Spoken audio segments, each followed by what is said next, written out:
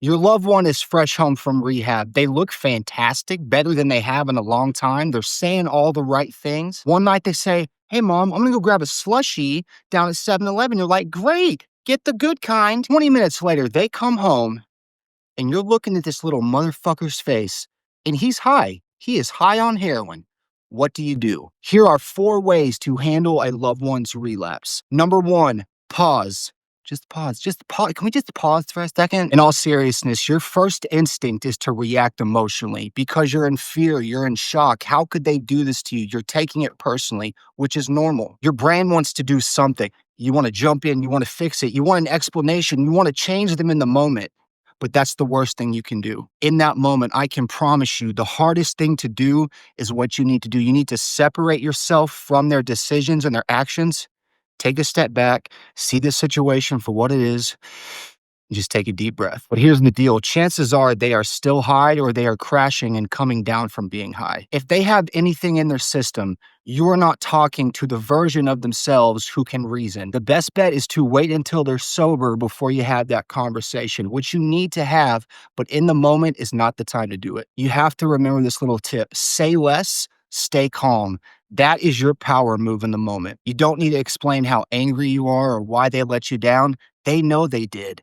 Adding any fuel onto that fire is just adding shame to the situation, which is going to perpetuate the big blow up that we all want to avoid. If they're overdosing, unconscious, having a medical emergency, by all means, get them help. This is not the time to punish them. This is the time to keep them alive, to get them back to their sober state so you can address what happened. You have to decide what your boundaries are. Don't give them money. Don't give them a place to stay. Whatever it is, the most important thing is you stick to it because as addicts, holla, it is our second nature to figure out a way to manipulate the ones we love, the ones we are closest to, and that does nothing but destroy trust. Number 2, understand what relapse really is. There's a common misconception by non-addicts that because you relapsed, you didn't learn anything and all is lost. That couldn't be further from the truth. The sad truth is relapse is often a symptom of one's recovery, but it's not the end of the road. Relapse is part of the journey, and although it doesn't have to be a part of your recovery, it often is. I know what you're thinking. Who the hell is this guy with his little Wilson hat and muscle shirt? Hey,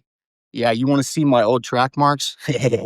Still can't use that vein. I can't use that one. Trust me, I know what I'm talking about here. Most important thing in this section is to not take it personally. This has nothing to do with you. Regardless of how personal it is or feels, it is not your fault. You can't fix it, and you are not powerful enough to do anything in this situation, no matter how hard or how good it feels. Their relapse is not about your failure. It's not about your lack of support or love. You didn't cause this. You can't control it. This has everything to do with the disease of addiction. Oftentimes, loved ones of addicts look at their recovery and say, well, how could this have happened? They were doing so good. They were doing great. This doesn't make any sense. The sad truth is, oftentimes, we don't need a reason to get high. I got high when I was doing great. I got high when I left jail. I got high when I had a kick-ass nap one day. We don't need a reason. Sometimes we just do it. Number 3, and this is the hard one, after they sober up, you have to have that awkward, hard conversation. Now is the time to talk. When the dust has settled, there's no chaos lingering in the atmosphere. You want to ask, not accuse. You do not want to tell them what happened. You don't want to tell them how they fucked everything up. Look, if anyone knows how much we fucked up our own life, it's us, trust me. You want to approach this with curiosity and not judgment. Let them speak. Let them voice their feelings, no matter how crazy you think they are. Chances are it's going to be an incredibly uncomfortable situation. You're probably going to learn some things you didn't want to know. Your mind's going to be racing a million miles an hour. You're not going to see them in the moment for who they are. You're going to see them for that perfect kid they once were. And that's excruciating. You're going to ask yourself, how did my baby turn into this? How did my husband, my loved one, turn into this person right here that I don't even recognize? Do yourself a favor. Let yourself off the hook and give them a chance. Give peace, give conversation a chance in this moment. Do not project that onto them. See the situation for what it is, no matter how hard it is to see that. You need to set incredibly clear boundaries with them. Only you can decide what those are. But once you set them, you got to stick to them. Because the second you go back on them, the addict mind says, okay, I've got an end. And manipulation is what we thrive off of in addiction. There came a time when my family said, you know what? You can't talk to us. You can't come over. We're not going to give you anything. If you try to come over, we're calling the cops on you. You know what happened to me after that? I became homeless for the better part of a year. My mom would say that's one of the darkest moments of her life mentally and emotionally. But you know what? That was what I needed. And you know what? That saved my life because they were going to love me to death because they're good parents. That's what parents do. But that love was going to enable me to never have to change. I was never going to get uncomfortable enough to really look at myself and say, okay, enough's enough. Approach this with caution and, more importantly, realistically. Do not set boundaries you know you're not going to be able to keep. Maybe because a self-help book told you to, maybe your friends tell you need to do this.